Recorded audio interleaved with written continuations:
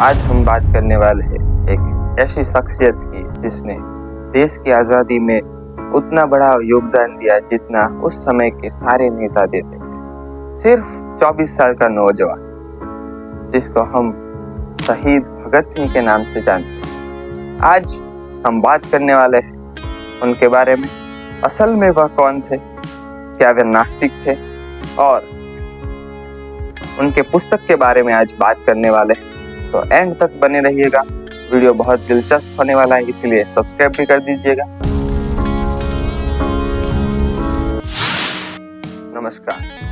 पहले हमें भगत सिंह के बारे में पूरी जानकारी होनी चाहिए, तभी हम पुस्तक के बारे में आगे बढ़े। भगत सिंह का जन्म 28 सितंबर 1907 के पंजाब के बंगा गांव में हुआ था, जो फिलहाल पाकिस्तान में है। उनके पिता सरदार किशन सिंह और उनके चाचा अजीत सिंह दोनों देशभक्त थे और आज़ादी की प्रवृत्तियां करते थे, आंदोलन भी करते थे। उसी वातावरण में वह फूले फले।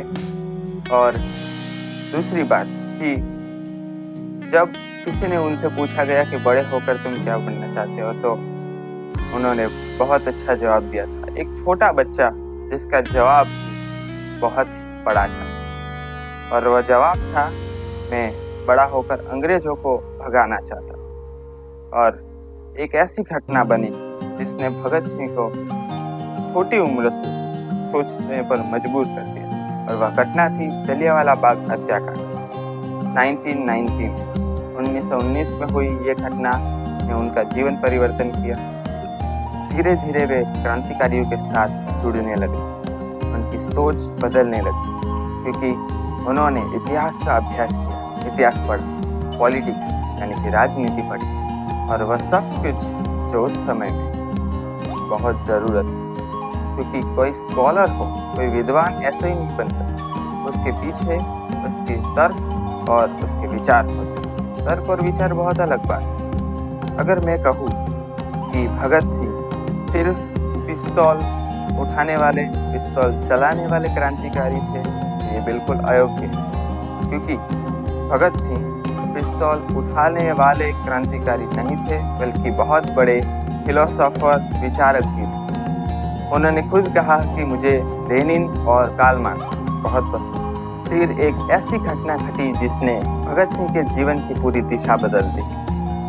साल था 1928 और लाला लाजपत राय उस वक्त के बहुत बड़े नेता थे। उन्होंने प्रदर्शन किया था, और उस वक्त पुलिस ने उन पर बेरहमी से लाठीचार्ज किया, और कुछ दिनों के बाद उनकी मृत्यु हुई। यह जब समाचार भगत सिंह को पहुंचा तो उन्हें बहुत आघात लगा था। फिर उन्होंने अपने साथियों के साथ उस अधिकारी की हत्या की योजना बनाई जिसने लाठीचार्ज करने का आदेश दिया था। उस अधिकारी का नाम था सैंडर्स। फिर उन्होंने और बटुकेश्वर दत्त ने 1929 में केंद्रीय विधानसभा पर बम फेंकने की साजिश बनाई। उनका उद्देश्य यह था कि पूरे देश तक उनकी आवाज पहुंचे। लेकिन याद रखिए, उन्होंने किसी को मारने के लिए बम नहीं फेंका था। उनका यह उद्देश्य था कि लोग जागरूक हो, अंग्रेज सरकार को पता चले कि हम भी उनसे नहीं डरते। बस यही उद्देश्य था। इसीलिए उन्होंने जानबूझकर ऐसा बम चुना था जिससे बहुत कम जान खतरा और बहुत ही कम नुकसान। अब बात करते हैं कि ऐसे पुस्तक की जिसने सभी को गलतफहमी में रखा। कई लोग इसे पुस्तक मानते हैं, लेकिन हकीकत कुछ अलग है। यह पुस्तक नहीं है। 1930 के दौरान जब भगत सिंह जेल में थे, लाहौर सेंट्रल जेल, उस वक्त उन्होंने लेख लिखा था। क्यों लिखा था, ये आपको सवाल हुआ होगा। तो उसके पीछे की कुछ ऐसी कहानी है कि कई लोग ऐसा मानते थे कि अपने नाम और प्रसिद्धि की वजह से भगत सिंह घमंडी हो गया है, अहंकारी हो गया है, और इसीलिए वह भगवान को नहीं मानता। इसी बात का जवाब देने के लिए उन्होंने लेख लिखा था, और यह लेख प्रकाशित हुआ था द पीपल अखबार, और फिर संकलन किया गया। मैं नास्तिक क्यों की असली कहानी अब शुरू। भगत सिंह कहते हैं कि वे पहले बचपन में बहुत आस्तिक थे, लेकिन जैसे जैसे उन्होंने इतिहास पढ़ना शुरू किया, राजनीति पढ़ी और दर्शन का अभ्यास किया, जब उन्होंने अपने दिल दिमाग में सवाल पूछना शुरू किया, खुद को ही सवाल पूछना शुरू किया, सवाल उठने लगे, वैसे वैसे वह नास्तिक बना। तो प्रश्न आखिर ये है कि क्या उन्होंने कभी किसी का मजाक उड़ाया है धर्म के नाम? बिल्कुल नहीं। इसका जवाब है बिल्कुल सरासर ना। उन्होंने कभी किसी का मजाक नहीं उड़ाया, किसी धर्म का भी मजाक नहीं उड़ाया। वह नास्तिक थे, लेकिन उनका यह मानना था कि हमें किसी भी चीज को तर्क की कसौटी पर परखना चाहिए। उनका कहना था कि अगर कोई बात सच है तो वह सच साबित होनी चाहिए, प्रमाण के साथ, दावे के साथ उसे कही जा सकती हो, तभी मैं उसका स्वीकार करूंगा। अगर वह गलत है तो उसका मैं स्वीकार नहीं। फिर एक बड़ा प्रश्न है कि क्या भगत सिंह भगवान के विरोधी? तो अक्सर लोग यहाँ पे चूक खा जाते हैं। वह कहते हैं कि भगत सिंह भगवान के विरोधी और उन्होंने जो भी किया वह देश को भड़काने का था। असल में कुछ अलग है। हकीकत यह है कि वह कहते हैं मेरी तर्क अलग है क्योंकि मैं अलग तरीके से सोचता हूँ। मैंने कभी किसी का मजाक नहीं उड़ाया और उड़ाऊंगा भी नहीं, क्योंकि मैं सब कुछ समझता हूँ। अक्सर लोग उन्हें धर्म विरोधी मानते हैं, हालांकि मानव इतिहास में हमने कई बार देखा है कि जो भी व्यक्ति अपना तर्क, अपना विचार समाज, देश के सामने रखता है, उसे धर्म विरोधी साबित कर दिया जाता है या तो देशद्रोही। लेकिन भगत सिंह कुछ अलग है। उनमें वो सब करने का हौसला था। भगत सिंह ने सिर्फ अपनी सोच रखी। उनका कहना था कि इंसान अपने कठिन समय में भगवान की ओर जाता है, लेकिन मैं ऐसा नहीं। मैं अपने कठिन समय में, अपने संघर्ष के समय में, मैं अपने विचारों पर और तर्क पर बिल्कुल अड़ा रहूंगा।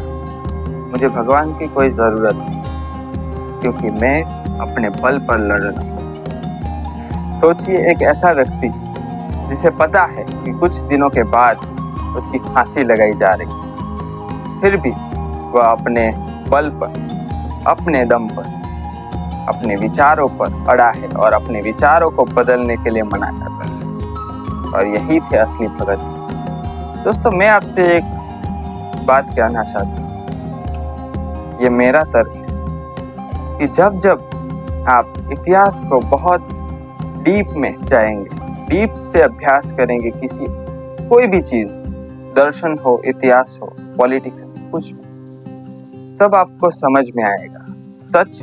तब आपके सामने आएगा कि असल में जो हम मानते थे सब कुछ अलग है। और इतना याद रखिए कि जो भी व्यक्ति इतिहास को डीप एनालिसिस करता है, उसका एथिस्ट यानी कि नास्तिक होने का चांस बढ़ जाता है। इसलिए आप कमेंट में ऐसा मत लिखिए कि जोगी भी नास्तिक हो गए। मैं नास्तिक नहीं हूँ। मैं आस्तिक और नास्तिक की व्याख्या कुछ इस प्रकार करता हूँ। आस्तिक यानी खुद को मानने वाला और नास्तिक यानी खुद को ना मानने वाला। मैं आस्तिक हूँ मेरे विचार के आधार। आप क्या मानते हैं कमेंट में जरूर लिखिए। लेकिन अभी वीडियो अधूरा है, बहुत अधूरा है।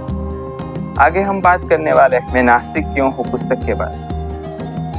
भगत सिंह का मानना था कि अंधविश्वास इंसान की सोचने की क्षमता को कम कर देता है और इसीलिए वे विज्ञान, शिक्षा और तर्क में विश्वास रखते हैं। अगर आप सोचेंगे भगत सिंह के बारे में तो कुछ आपको गजब लगेगा। क्यों? आप सिर्फ एक सोचिए एक बात कि 24 साल का नौजवान, भगत सिंह 24 साल के थे। अब 24 साल का नौजवान, 24 साल में अक्सर क्या होता है, युवान हो या युवती, प्रेम के प्रवाह में बह जाते हैं। भगत सिंह के लिए सिर्फ एक ही प्रेम था और वह था देश प्रेम। भगत सिंह दूसरे प्रेम के प्रवाह में नहीं बहे, लेकिन देश प्रेम के प्रवाह को अपने भीतर स्थापित किया था, और यही थे असली भगत सिंह। भगत सिंह कहते थे कि अगर हमें आगे बढ़ना है, हमारे समाज को आगे बढ़ाना है, तो सवाल पूछने पड़ेंगे, तर्क रखना होगा, तभी हम आगे बढ़ पाएंगे। और अब बात करते हैं असल में ये लेख भगत सिंह ने लिखे, उसमें ऐसा क्या था जिसने सभी को प्रभावित किया, खासकर उन दौर में जब भारत आजादी के लिए तलपा पड़ा। तो आइए मैं आपको एक पत्र सुनाना चाहता हूँ, जिसमें उन्होंने ऐसी ऐसी बात कही जो आपको सोचने पर मजबूर कर दे।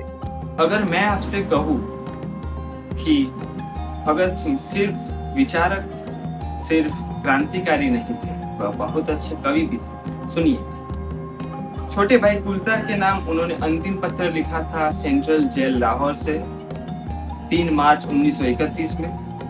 ध्यान से सुनिएगा। अजीज कुलतार, आज तुम्हारी आंखों में आंसू देखकर बहुत दुख हुआ। आज तुम्हारी बातों में बहुत दर्द था। तुम्हारे आंसू मुझसे सहन नहीं होते। बरखुरदार, हिम्मत से शिक्षा प्राप्त करना और सेहत का ख्याल रखना, हौसला रखना, और क्या कहूँ। और अब जो उन्होंने पंक्तियां लिखी है गजल, वो बहुत कम लोग लिख पाए। ऐसा उसे यह फिक्र है हरदम नया तर्जे जफा क्या है, हमें यह शौक है देखे सितम की इंतहा क्या है। दहर से क्यों खफा रहे, चरख का क्यों गीला करे, सारा जहां अदू सही आओ मुकाबला करे। कोई दम का मेहमा हूँ, ए अहले महफिल चरागे सहर हूँ, गुजा चाहता। हवा में रहेगी मेरे ख्याल की बिजली, ये मुस्तिखाक है फानी रहे न रहे। अच्छा रुखसत, खुश रहो अहले वतन, हम तो सफर करते हैं, हिम्मत से रहना। नमस्ते, तुम्हारा भाई भगत सिंह। ये तो कुछ भी नहीं, मैं बात कर रहा हूँ अब अंतिम पत्र शहादत से पहले अपने साथियों को जो लिखा 22 मार्च 1931। ये सुनिए। साथियों, स्वाभाविक है कि जीने की इच्छा मुझ में भी होनी चाहिए, मैं इसे छिपाना नहीं चाहता, लेकिन एक शर्त पर जिंदा रह सकता कि मैं कैद होकर या पाबंद होकर जीना नहीं चाहता।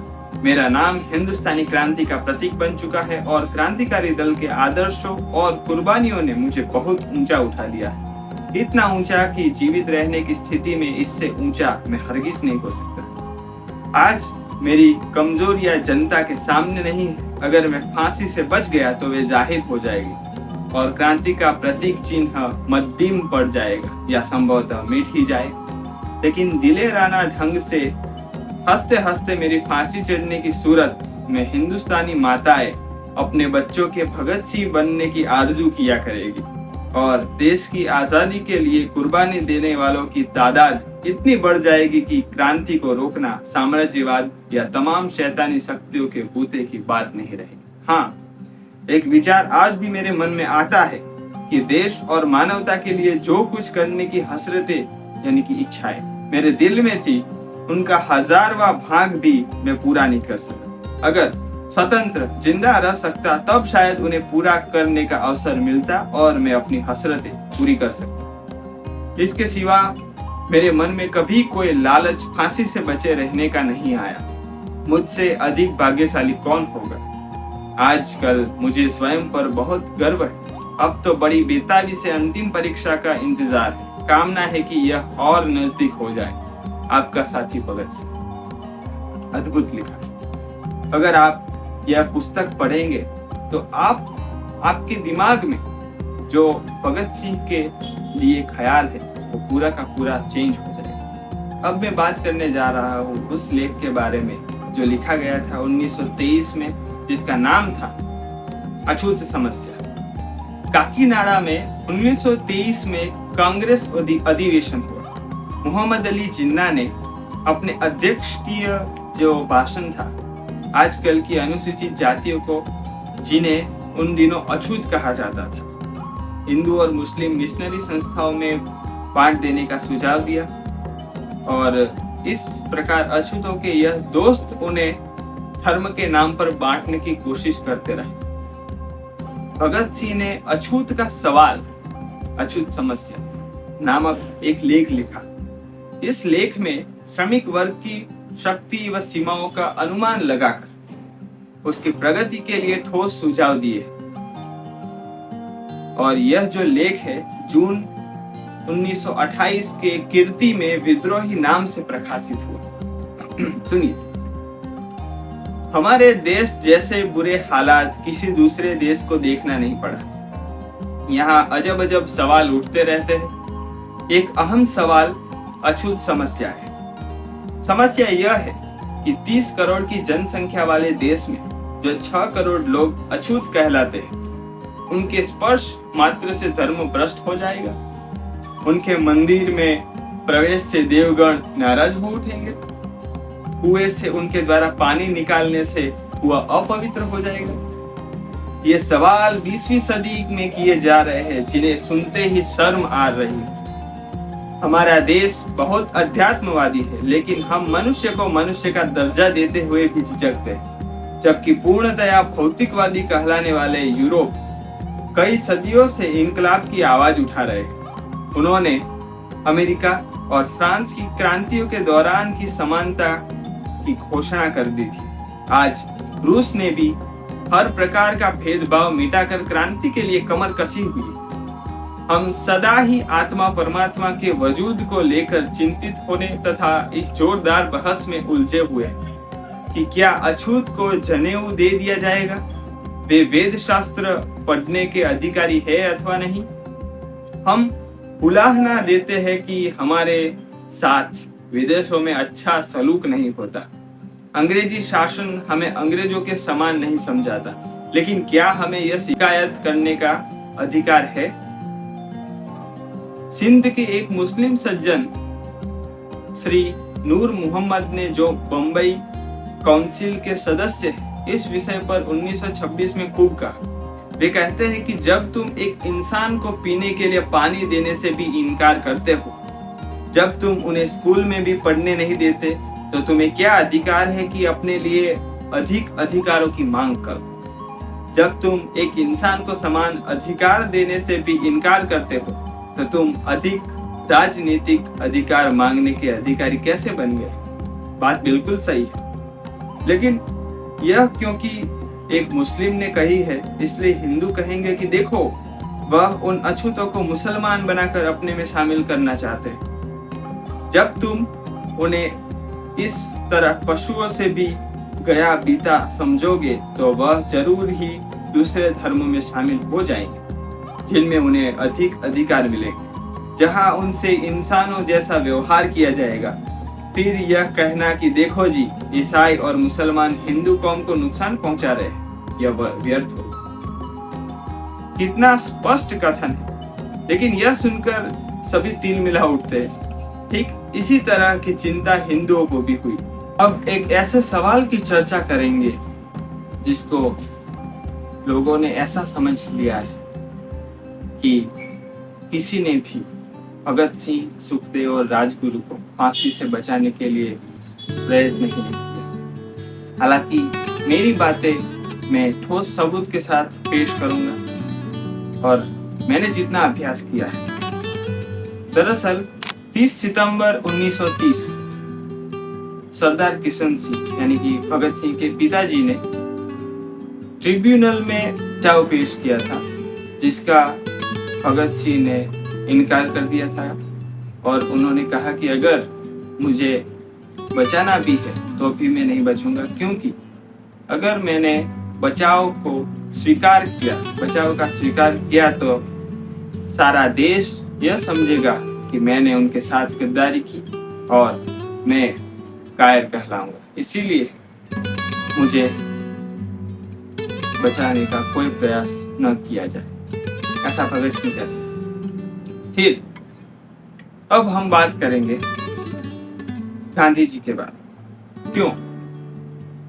कई लोग ऐसा मानते हैं कि गांधी जी, जवाहरलाल नेहरू, इन्होंने कोई कदम नहीं उठाया भगत सिंह को बचाने के लिए। असल में बात यह है कि जो पैक्ट हुआ था, गांधी इरविन पैक्ट, यानी कि जो गांधी इरविन समझौता हुआ था, उसमें गांधी जी ने भगत सिंह को बचाने के लिए जितना हो सकता था वह सब कुछ कर गुजरने के लिए तैयार थे, लेकिन भगत सिंह अपने विचारों को बदलने के लिए तैयार नहीं थे। बहुत मदद की है गांधी जी ने भगत सिंह की। हालांकि ये बात सच है कि दोनों में विचार मतभेद हुआ करता था, लेकिन गांधी जी भी ऐसा नहीं चाहते थे कि एक देशभक्त खामखा शहीद हो जाए। और सच कहूँ तो अंग्रेज सरकार डर गई थी भगत सिंह से कि अगर भगत सिंह ज्यादा जिंदा रहे तो ये जो आग है ये ज्यादा हो जाएगी और सब कुछ खत्म हो जाएगा। इसीलिए उन्हें फांसी दे दी गई। साथ में राजगुरु और सुखदेव भी थे। फिर जवाहरलाल नेहरू की बात करें तो उन्होंने भी बहुत प्रयास किया था। देश के बड़े बड़े नेताओं, सभी नेताओं ने अपना जो भी छोटा मोटा सब योगदान दिया था। कोई भी योगदान छोटा हो या बड़ा हो, लेकिन योगदान उनका था भगत सिंह को बचाने के लिए। लेकिन भगत सिंह ने उन सभी को इतना ही कहा कि मुझे मेरे विचारों से हटने मत दीजिए, मैं अपने विचारों को छोड़ने के लिए राजी नहीं। तो आज की वीडियो में बस इतना ही। अगर वीडियो अच्छा लगा है तो शेयर कीजिए और खास सब्सक्राइब कीजिए, क्योंकि एक वीडियो बनाने में बहुत मेहनत लगती है। बाय बाय, तब तक के लिए गुड बाय।